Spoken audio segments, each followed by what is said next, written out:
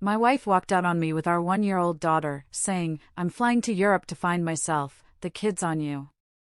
But she had no clue what was waiting when she came back. I was under a car when my phone buzzed, and one text instantly shattered my world. My wife had just left for Europe, abandoning our baby with only 2 words, "You deal." The garage air suddenly felt heavy, thick with oil and a dread I'd never known. My hands were slick with grime, mirroring the mess in my head, as I stared blankly at the screen. Another message popped up, "Don't argue." I just kept looking, my brain refusing to process it. This wasn't a conversation we'd had. This wasn't a plan. This was just her telling me she was gone. My coworker, Ethan, walked by, and one look at my face told him everything was wrong. He asked if I was okay, but the words wouldn't come out. I was still trying to grasp if this was some twisted dream, some nightmare playing out right in the middle of my workday. I crawled out from under the car, my muscles stiff, and reread the messages. They hadn't changed. Chloe, my wife, had abandoned our 1-year-old daughter, Mia, and left the country without a single warning. I called her 3 times, but every single call went straight to voicemail. It was like she'd already turned her phone off, or even blocked me. That's when it hit me, this wasn't some impulsive decision made that morning. This was planned. She'd been setting this up for weeks, maybe months, and I'd been too exhausted, too trusting, to ever see it coming. Let me back up a second, because you really need to understand how we even got here. I met Chloe 4 years ago at a restaurant in Wicker Park. She was this whirlwind, 7 years older, confident, outgoing, like she had life all figured out when I definitely didn't. I thought that was exciting because she knew what she wanted and didn't play games. We got married at the courthouse 8 months later. She said she didn't need some big wedding to prove commitment, and honestly, I was relieved because I didn't have the money for anything fancy. Things were good for about a year, and then she got pregnant. I'm not going to lie, I freaked out when she told me. I was 23, working a repair shop job that barely covered rent. But she seemed happy. She talked about baby names and nursery colors, and I convinced myself that maybe this was what we needed to feel like a real family. But the second Mia arrived, it was like a switch flipped. Chloe just changed.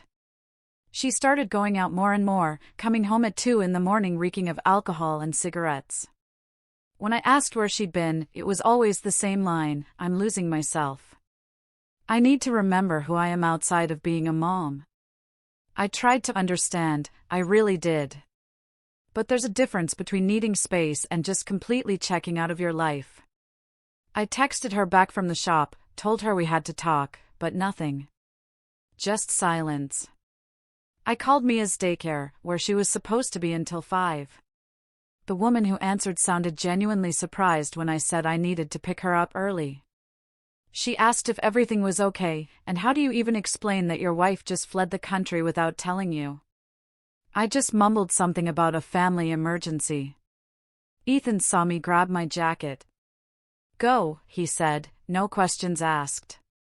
We'll cover for you." That meant the world. My heart was pounding, imagining what if I hadn't checked my phone? What if I'd shown up at 5, and Mia was just there, waiting, because Chloe hadn't arranged for anyone? The daycare lady handed Mia over, gave me this look like she knew too much but wouldn't say it. And Mia, my little girl, just smiled and reached for me. A wave of pure anger hit me. How could Chloe do this? I drove home, my hands shaking the whole way. I half expected to walk in, and Chloe would be there, making it all make sense. But the apartment was empty. Then I saw it. Her closet. Half cleared out.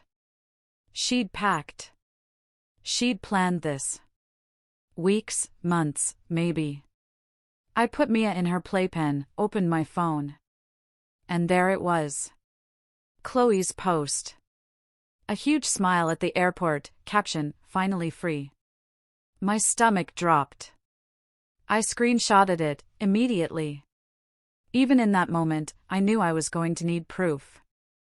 I made an evidence folder on my phone, saved the screenshot and her texts. I turned off notifications from her number, but I didn't block her. I needed to see everything. Every text, every post, every piece of proof of who she really was. I sat on the couch, Mia playing at my feet, and just felt lost. I had no idea how to take care of a 1-year-old by myself. Chloe had always handled the feeding schedules, the nap times, all those little details that keep a kid alive. I was spiraling when Sarah, Chloe's cousin, popped into my head. Chloe always said Sarah was judgmental, controlling. But every time I'd met her, she was nothing but kind. I texted Sarah, "I need help." 5 minutes later, her call came. "I'm coming over," she said, her voice tight with anger. "Don't worry about anything." She showed up an hour later, still in her scrubs from her shift at the hospital. She walked in, took one look at me, and asked if I'd fed Mia. I admitted I'd given her some crackers. Sarah just nodded, went straight to the kitchen. She made dinner for Mia, gave her a bath, then sat me down and wrote out a schedule on a sticky note. Feed, bath, books, bed. "You're going to follow this every single night," she said. "I'll help you twice a week, but you need to learn this yourself. I'm not moving in." I nodded, and a strange relief washed over me. At least someone was on my side. That night, after Mia was asleep, the apartment was quiet. And I felt something I hadn't felt in months: control. Chloe had been chaos for so long. Now, there was a strange calm. I opened my phone, looked at the evidence folder. This was just the beginning. She was going to find out I wasn't the same guy she'd left behind. That first week without Chloe was brutal in ways I didn't expect. Not the physical stuff, like diapers or meals, that became routine fast. It was the sleep. Midnight, 2 a.m., 4 a.m. How do single parents do this without losing their minds? Sarah told me to document everything, every single thing, in case this turned into a custody battle. So, I started a notebook by my bed. Mia ate half a banana and threw the rest on the floor. Temperature was normal, no fever. Chloe posted from Paris, didn't ask about Mia. It felt paranoid at first, but then it became vital. Every page was proof that I was here, doing the work, while Chloe was out there pretending she didn't have a child. Work became this weird escape where I could just focus on brake jobs and oil changes, but I was a mess. Bags under my eyes, coffee stains on my shirt. Ethan saw it. He started pulling me aside, asking if I was okay. The guys at the shop were good about covering for me when I needed to leave early for daycare pickup, but I could tell they were starting to worry. I was making stupid mistakes, forgetting to tighten bolts, leaving tools in the wrong places. In a repair shop, those kinds of mistakes can get someone hurt. Ethan sat me down one afternoon. "You need to get your head straight," he said. "This job is dangerous when you're not paying attention." I promised him I'd be more careful, but honestly, I don't know how I was supposed to focus when my entire life was falling apart. Then Mia got sick. And everything went from hard to impossible. I woke up at 3 a.m. to her screaming. When I went into her room, she was burning up with a fever. I grabbed the thermometer, my hands shaking. 102.5, panic. I had no idea what to do. I called Sarah, even though it was the middle of the night. She answered on the second ring, like she'd been waiting for something like this. She told me to give Mia infant fever medicine and keep her hydrated. But an hour later, the fever hadn't budged. Mia was pulling at her ear, crying in a way that made my chest hurt. Sarah said we needed to go to urgent care. Right now. We drove through empty streets at 3:30 a.m., Mia crying in her car seat. I kept thinking about how Chloe should have been here for this. This is a two-parent moment, when you need someone to tell you it's going to be okay while you're driving 70 miles an hour, trying not to completely lose it. The urgent care doctor checked Mia's ears, said she had an infection, wrote us a prescription for antibiotics, and charged me a $140 copay that I barely had in my account. I paid it. What else could I do? We drove home, Mia finally quiet in her car seat, and me feeling like I'd just survived something I shouldn't have had to survive alone. That's when I started really looking at our finances. And what I found made me sick. Chloe was spending money like she was on vacation, not like she'd abandoned her family. Charges for fancy hotels, restaurants I couldn't even pronounce, multiple ATM withdrawals for thousands of dollars. I logged into our shared email account, looking for bank statements. And that's when I found something that changed everything. Flight confirmation emails and hotel bookings going back to September. Back when Chloe was still pregnant with Mia. She'd been planning this trip for over a year, watching me work overtime and stress about money, while she was secretly booking plane tickets and European hotels. I screenshotted everything and added it to my evidence folder. Then I sent it to a family lawyer Ethan's buddy had recommended. The lawyer responded within an hour. "These are exactly the kind of documents we needed," he wrote back. "This shows clear premeditation and abandonment. We can use this." Chloe finally called me about 2 weeks after she left. Her voice was dripping with this fake sweetness that made my skin crawl. She said she missed me and missed Mia, and she asked how we were doing like she was calling from a business trip, not from a month-long European vacation she'd planned in secret. I could hear people laughing in the background, music playing. And she had the nerve to tell me she was finding herself and healing from everything she'd been through. I asked her what exactly she'd been through, and she immediately switched from sweet to defensive. She said I was making her feel guilty for taking care of her mental health, and accused me of being controlling by questioning her decisions. I cut her off. I told her that when she got back to the States, she'd be speaking to my lawyer, not to me. "You can't do that," she shrieked, and I could hear the panic in her voice. "I'm her mother." I told her she should have thought about that before she left. Then I hung up. My hands were shaking, but I felt this weird sense of power. I'd finally stopped letting her manipulate me. The next day, I opened a new bank account and had my paycheck deposited there instead of our joint account. I left just enough money in the joint account to cover our bills and Mia's expenses, but everything else went into my personal account where Chloe couldn't touch it. I documented every dollar I spent on Mia and every dollar Chloe wasted in Europe.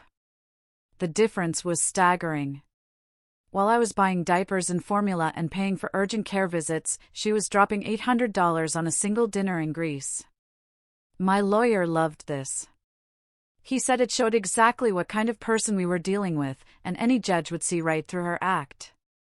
Then Rachel, Chloe's friend, sent me something that made my blood boil.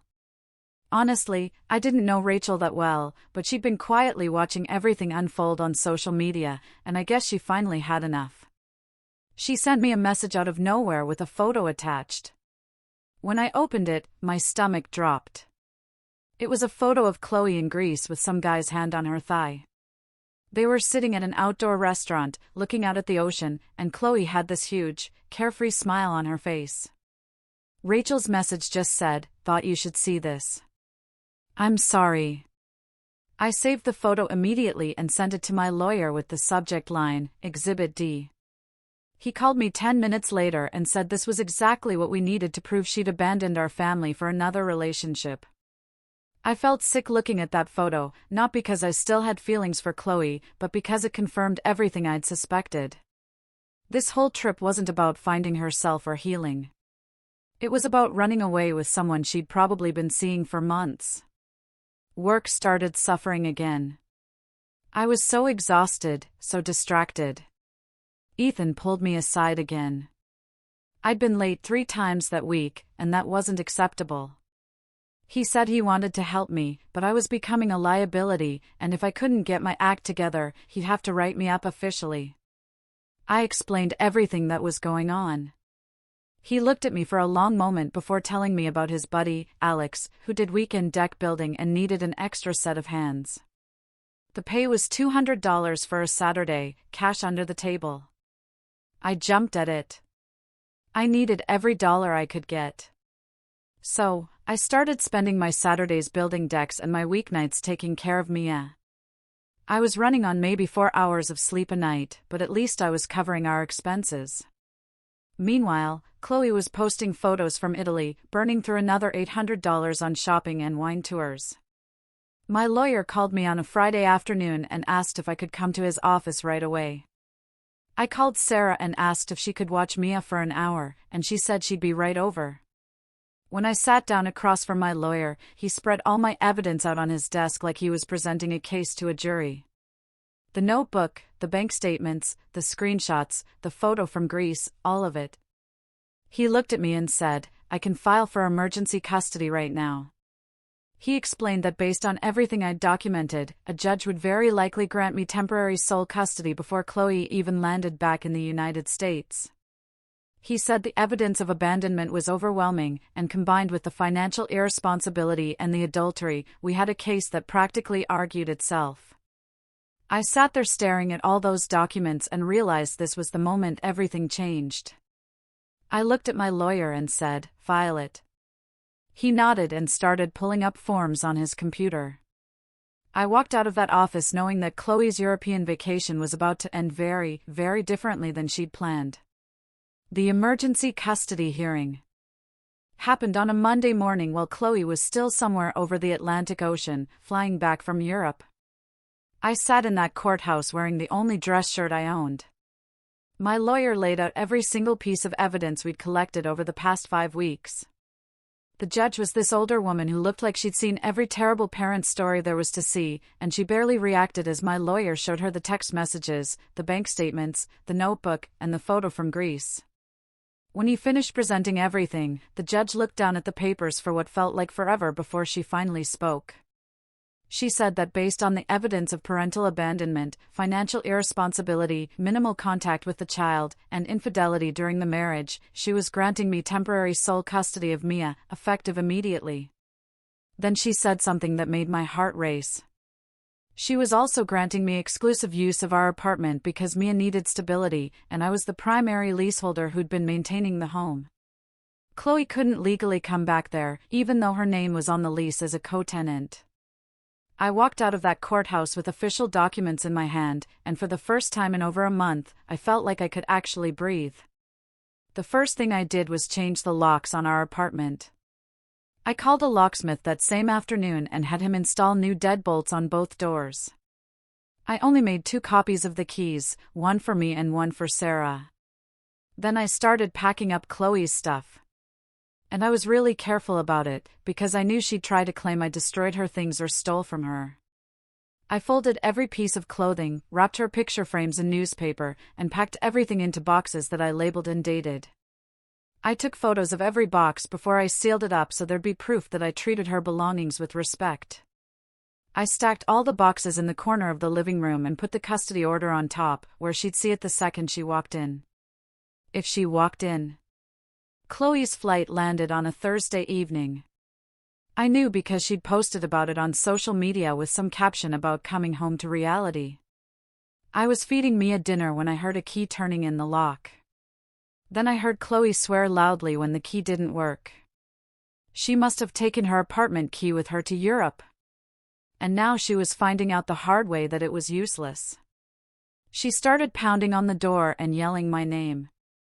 I just sat there with Mia, finishing her mashed carrots, like nothing was happening.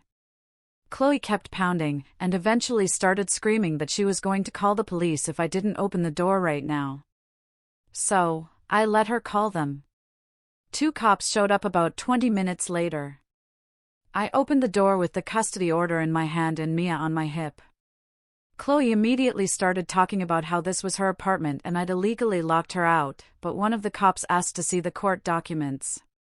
He read through the custody order and the exclusive use clause. Then he turned to Chloe and told her this was a civil matter and she needed to contact her lawyer. "You can't be serious," she shrieked, and I could see her face turning red. "This is my home." The cop just repeated that it was a civil matter and they couldn't force me to let her in. Then they left. Chloe stood in the hallway, staring at me like she couldn't believe this was happening. I closed the door without saying a single word. She hired a lawyer within 2 days and filed a motion to vacate the emergency custody order. Her argument was that she'd been dealing with mental health issues and needed a break to recover, and that I was being controlling and vindictive by keeping her away from her daughter. She claimed the trip to Europe was therapeutic and that she'd been in contact with me the whole time, which was such an obvious lie that even her lawyer must have known it was garbage. The hearing for her motion was set for 3 weeks later. My lawyer told me to just keep doing exactly what I'd been doing because the evidence spoke for itself. So, I kept working, kept taking care of Mia, kept documenting everything in my notebook. Chloe tried calling me a dozen times, and I never answered. She sent text messages ranging from apologetic to threatening, and I screenshotted every single one and added them to my evidence folder. The hearing was worse than the first one because Chloe was actually there this time. She showed up wearing this expensive dress she must have bought in Europe, and she cried while her lawyer talked about how much she loved Mia and how she just needed time to heal from postpartum issues. My lawyer let her talk, and then he stood up and presented the evidence. The bank statements showing her spending thousands on vacation while I paid for urgent care. The social media posts about being finally free while I was doing midnight feedings. The photo with another man in Greece. The flight confirmations proving she'd planned this for over a year. And the phone records showing she called me exactly 4 times in 5 weeks. 2 of those calls were to yell at me for filing for custody. The judge listened to everything, and you could see her expression getting colder and colder. When both lawyers finished, the judge denied Chloe's motion completely. She said the temporary custody order would remain in place. Chloe would be allowed supervised visitation only at a court-approved facility, and we'd have a final hearing in 6 months to determine permanent custody. Chloe's lawyer tried to argue, but the judge just said her decision was final and moved on to the next case. 6 months passed, and life actually started feeling normal again. Mia grew and started saying more words, and our apartment became a real home instead of just a place where we survived. I kept working at the shop and doing weekend jobs with Alex, and slowly I started building up some savings. Sarah still came over twice a week to help out, and she'd become like family to both me and Mia. And then I met Olivia. She was Alex's sister, and she stopped by one Saturday while we were building a deck to drop off lunch for her brother. She saw me covered in sawdust, trying to entertain Mia during our break, and she just sat down and started playing with her like it was the most natural thing in the world. We started talking, and I found out she was a kindergarten teacher who actually liked kids, which felt like a miracle. After everything with Chloe, we went out for coffee a few times, and she never pushed me to move faster than I was ready to move. She understood that Mia came first and that I had a lot of baggage to work through. Mia's 2nd birthday was on a Saturday, and I decided to have a small party at our apartment with just a few people. Ethan came with his wife. Alex brought Olivia. And Sarah showed up with a homemade cake that Mia immediately tried to grab with both hands. We were all sitting around watching Mia open presents when someone knocked on the door. I already knew who it was before I opened it. Chloe was standing there, holding a wrapped present. She clearly hadn't been invited. The supervised visitation order meant she was only supposed to see Mia at a court-approved facility with a supervisor present. But here she was, showing up at my apartment like the rules didn't apply to her. She pushed past me into the apartment and stopped dead when she saw Olivia holding Mia. "Who is that?" she said, and her voice had this edge to it that I remembered from our worst fights. I told her she needed to leave right now because she was violating the court order and she wasn't welcome here. She ignored me and walked over to Olivia. I saw Sarah stand up, like she was ready to physically remove Chloe if necessary. Chloe started talking about how she was Mia's mother and she had a right to be at her daughter's birthday. But then she made a mistake. She looked at Mia and said, "This is all your fault," in this voice that made everyone in the room go silent. "If I hadn't gotten pregnant," she said, and she was crying now, but it wasn't sad crying. It was angry crying. "You ruined everything." Nobody moved. Ethan's wife put her hand over her mouth. Sarah looked like she wanted to hit Chloe. Olivia just held Mia closer and turned away, like she was shielding her from whatever was about to happen next. I walked over to Chloe and told her to get out right now. When she didn't move, I looked at Alex, and he understood immediately. He's a big guy. He stood up and walked toward the door. That was enough to make Chloe finally leave. She grabbed her present and walked out, crying. I closed the door behind her and locked it. I turned back to the room, and everyone was staring at me. They all just witnessed exactly who Chloe really was. My lawyer had told me that judges take parental rejection very seriously, especially when there are witnesses. And now I had 5 people who'd heard her blame a 2-year-old child for ruining her life. After that day, I filed to terminate even her supervised visitation rights. Honestly, I don't think anyone who was in that room would have blamed me. The final custody hearing happened 2 months later. This time I brought witness statements from everyone who'd been at that birthday party. Ethan and his wife, Alex, Sarah, and even Olivia, they all wrote down exactly what they had heard Chloe say to Mia. My lawyer presented everything, along with evidence that she'd violated the visitation order by showing up at my apartment uninvited. The judge read through the statements and looked at Chloe like she was seeing her for the first time. And then she granted me full legal and physical custody of Mia. Chloe's parental rights weren't terminated, but her visitation was reduced to supervised visits twice a month, and even those could be suspended if she missed payments or violated any more court orders. I walked out of that courthouse knowing that Mia was finally safe, and that Chloe couldn't just waltz back into our lives whenever she felt like it. Mia's 3 now, and she's this amazing kid who loves dinosaurs and refuses to eat anything green. She doesn't remember her mother leaving, and she definitely doesn't remember that birthday party. Sometimes she asks about the lady in the photos, and I just tell her that some people aren't ready to be parents, and that's okay because she's got plenty of people who love her. She's got me and Sarah and Olivia, who's been in our lives for over a year now and treats Mia like she's her own.